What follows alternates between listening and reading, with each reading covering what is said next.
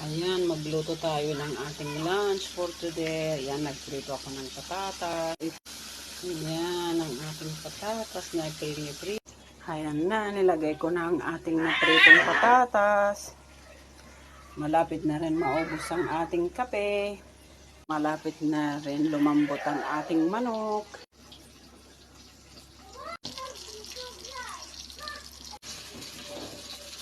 Ayan, tapos na ang ating talong.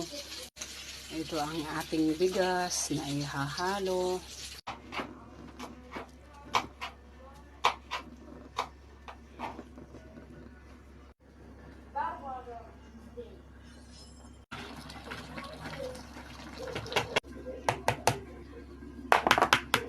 Hati-hati.